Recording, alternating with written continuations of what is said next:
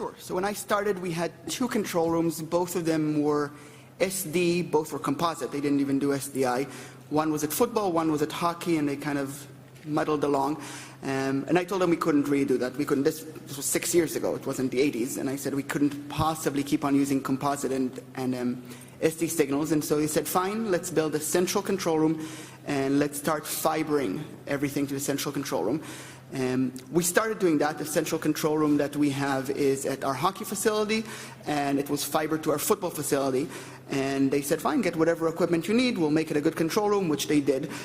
But it kind of got stalled because it turns out trenching and laying fiber is very expensive, and getting equipment on both sides to convert from fiber to copper is very expensive, and the control room stalled. It just supported hockey and football for a while.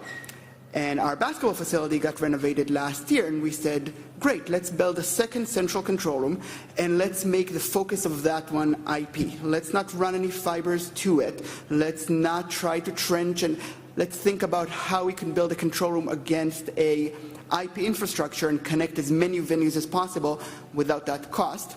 Now you can bring my first photo, I think. So this is our basketball facility, and part of the renovation this past year was adding that video board, which is really how they even let me request another control room and money for anything. Next. There we go.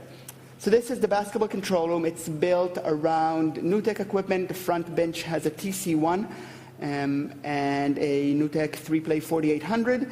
And it's, you can't see it in the back, but there's an AJT score system for graphics. And we use that for TV productions. We have a partnership with a local RSN, with Nesson, and we produce everything from there. The back bench is more for video board production. We have a TriCaster 860 back there. You can see the Daktronics equipment on the left, and on the right, can't see it, but there's a NewTek live text for graphics. And basketball is easy. We're right off the court, and there's nothing needed, except with IP, we can do any kind of production we want from here or now from our other control rooms. So, next slide. This is a soccer game we did. This is the entire setup besides cameras and talent. There's a TriCaster Mini sitting there. There's a mixer. There's a Clearcom LQ and a Clearcom small main station. And I didn't have to ask anyone to move out of the way. There's no one there. It's not manned. Nothing is happening. All the camera feeds are going into that TriCaster Mini. Clearcom goes into LQ, not pictured, but there is a scorebot from Sportscast there for scoreboard information, and that all goes to the central control room. We can turn on the control room at basketball or at hockey. All the inputs just appear, communications just work, and so we don't have to buy big equipment, big replay. It allows us to do soccer on TV, which we couldn't do before. Next slide, maybe? There we go. This is the hockey football control room, and this is where we were doing that soccer game. We had some glare issues, which is what's going on the monitors. But the control room was built for hockey, which is why there's a front bench for TV and a back bench for video board.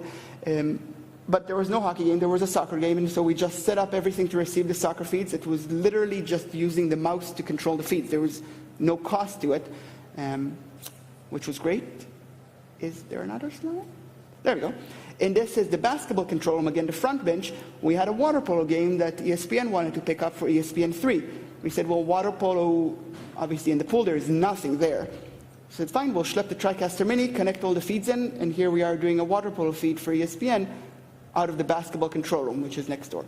And so IP has really allowed us to do all these things we couldn't even imagine before because the cost was unimaginable, and getting fiber cost for football is easy because it's football, but no one would have let us run fiber to the pool for water polo. That's just not how money works.